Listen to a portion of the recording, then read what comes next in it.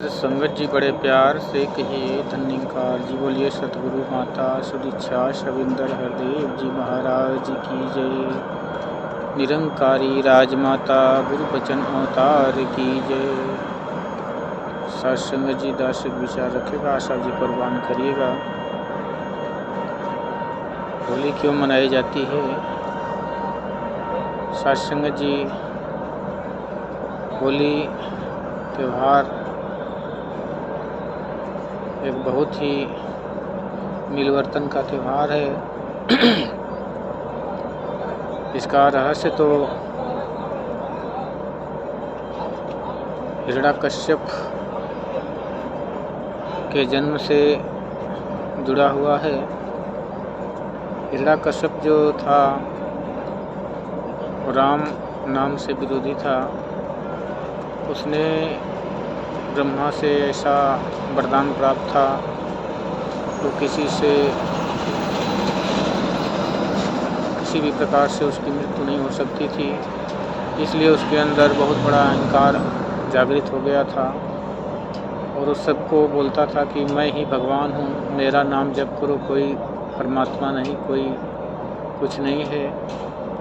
लेकिन नारद मुनि की कृपा से, प्रयास से उसके एक पुत्र की प्राप्ति होती है, जिसमें नारद भगवान ने अपना योगदान भक्ति का देते हैं और उस भक्ति को गर्भ के अंदर ही सुनाते हैं, जिसके कारण उसका प्रहलाद पुत्र की प्राप्ति होती है और वो भक्ति के मार्ग में तत्लीन रहता है। एक दिन वो कॉलेज से आ रहा है, स्कूल से, छोटा बच्चा है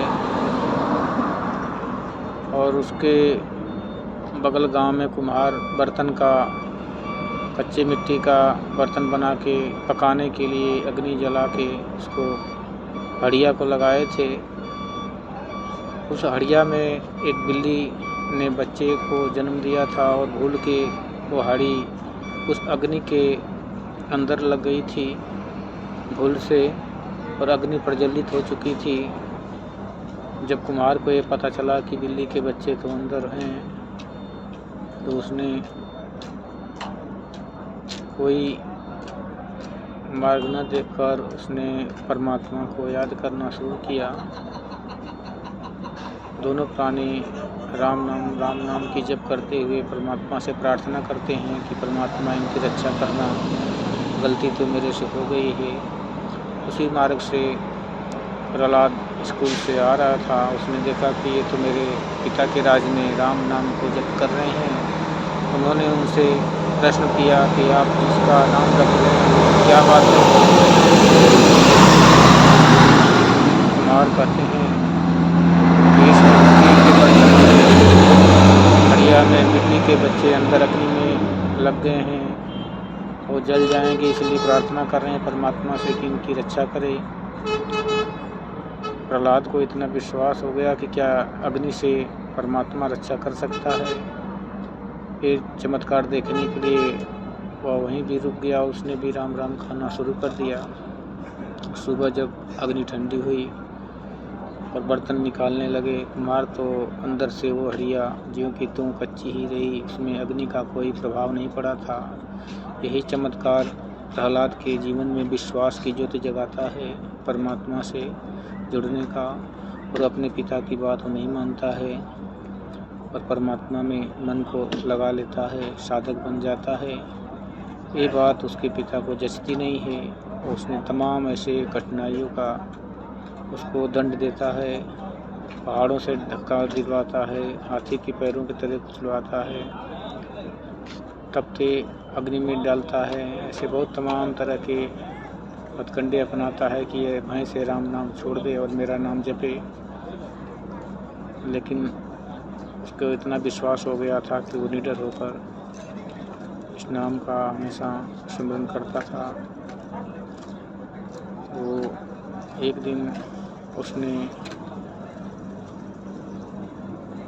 हिरण्यकश्यप ने अपने होलिका बहन थी जो उसको आशीर्वाद था ब्रह्मा का कि अग्नि इसे जला नहीं सकती है, तो उसने इस प्रहलाद को उसके गोद में बैठाकर और होलिका को गोद में बैठाकर अग्नि दहन कराता है।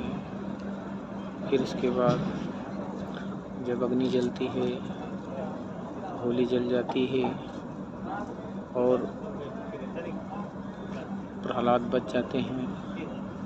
उसी उपलक्ष्य में ये होली मनाई जाती है। तभी से होली एक ऐसा पर्व है जिसमें इंसान से दूरियां बनती थी और होली के दिन आपस में प्रेम मिलवर्तन का त्यौहार होता है, जो भूल भुलाकर कुछ किसी के प्रति नफरत है उसको भुला के इंसान आपस में प्रेम मिलवर्तन का त्यौहार मनाते हैं और मनाना भी चाहिए। सत्संग जी, महात्माओं ने ऐसे त्योहारों का इसलिए नियम बनाया था कि आपसी जो रंजिश है, आपसी जो मतभेद है, इंसान से दूर होता जा रहा है। ऐसे त्योहारों को पाके इंसान आपस में प्रेम व्यवहार और मिलवर्तन करके एकता के सूत्र में बना रहे। लेकिन सत्संग जी आज इसको नई पीढ़ी के दर से देखे जाए तो कुछ अलग ही भाव से लोग इसको इस्तेमाल कर रहे हैं।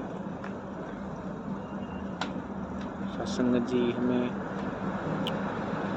एकता के सूत्र में हमेशा रहना चाहिए। मानव को प्यारा, एक दूसरे का बने सहारा, ये भाव आज से नहीं जन्म जन्म से बताए जा रहे हैं, हर युग में बताए जा रहे हैं, क्योंकि मानव का सहारा मानव ही होता है, दूसरा कोई नहीं। हर किसी के जीवन में कठिनाई आती है, एक दूसरे का सहयोग करके इस कठिनाई से पार लगाया जा सकता है। प्यार से कहिए धन्यवाद जी।